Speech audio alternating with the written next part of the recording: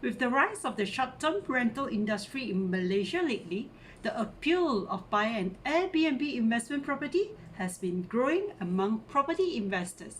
If you happen to be one of them planning to buy into an Airbnb property, you may want to watch this video till the end. While generally running short-term rental does provide way higher return versus long-term rental, but it is not without its risks. Here, let me share with you the top 4 pitfalls in Airbnb property investment which you must know before plunging yourself into buying one.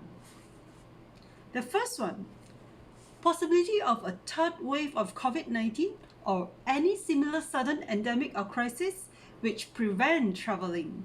During the past COVID outbreak, many Airbnb properties owners were unable to run their business. Airbnb was reported to have lost millions in revenue due to the coronavirus outbreak. Though there exists the possibility of a third wave of COVID-19 or other similar crises, this should not stop us from investing into Airbnb properties altogether. Just like there are road accidents occurring every day, but this does not stop us from driving, right? Instead of avoiding it altogether, we should consider ways to mitigate such risks by exercising more prudence when investing into Airbnb properties. One of the ways to do it is to make sure we do not buy more than one Airbnb properties in the same building or area at one go. Instead, spread our eggs into different baskets and make sure our cash flow is healthy and we have sufficient financial buffer to counter zero occupancy for 3 to 6 months or more comfortably. Second, strong competitions from hotels. There are growing trends of hotels promoting staycation lately. With the move to domestic travel, both domestic brands and independent hotels can pose as strong competitors to Airbnb business in the near future. Hotels promoting staycation were huge in UK and France this summer. This trend would only continue to grow in the foreseeable future worldwide. Instead of going head-on with these giants, we may instead find our own niche in running our Airbnb business. For instance, look to invest into Airbnb property located in up-and-coming increasing popularity tourist attractions which are still under the radar of general market. Research on new markets which have demand but are currently undersupplied by the market and start your Airbnb business there. Third, oversupply risk. As Airbnb businesses gaining more popularity, we could see that more and more developers are jumping onto the bandwagon and start to launch Airbnb concept projects for sale. This might risk tipping the supply of Airbnb properties and causing the Airbnb hosts having to go on a price war eventually. Currently, we have already seen oversupply in some city areas in KL. So before you invest into your next Airbnb property, make sure you have done an in-depth research into this factor. Number 4, possibility of Airbnb being banned on your stratified property.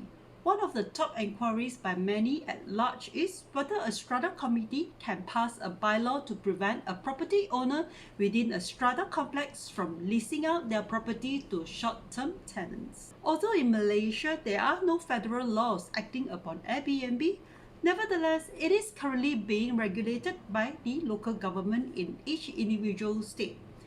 Take for instance in Penang, back in January 2021, the Commissioner of Building under the Penang Island City Council has released a letter stating that the operations of short-term accommodation must first get approvals from the respective buildings JMB and MC.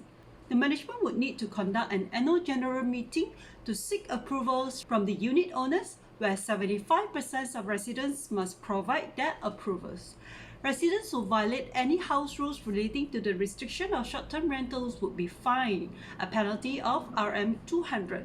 On a side note, Mr. Jagdeep Singh Dio had also recently proposed to the federal government to see if a stricter penalty could be meted out, as the RM200 fine is not entirely effective in his opinion. However, for Sabah State, only properties on land zoned for commercial or commercial mixed use only are allowed to rent out their units as short-term rentals. But they must first apply and seek approval for a lodging house license to operate. The host must also comply with fire safety requirements. Whereas for Selangor and Kuala Lumpur, Airbnb is not banned outrightly, but local authorities have come with new ways to regulate short-term rentals in Malaysia. DBKL has delegated its power to residential management when it comes to short-term rental regulation. Thus, whether or not you are allowed to lease your unit on Airbnb is up to your JMB or MC, who might enforce bylaws. As management bodies can now create bylaws to curb short-term rentals, it is advisable that property owners who are thinking of renting out their units on Airbnb to check with their JMB or MC beforehand. Do keep in mind that the federal court's decision also apply to landed strata scheme such as townhouses and landed gated and guarded homes. Meanwhile, if you are an investor who is looking to purchase residential units for the purpose of short-term rental accommodation in Malaysia, you may want to do your own due diligence beforehand. Prior to making your final decisions on the purchase, don't forget to research on the local short-term rental regulations in that particular state and area.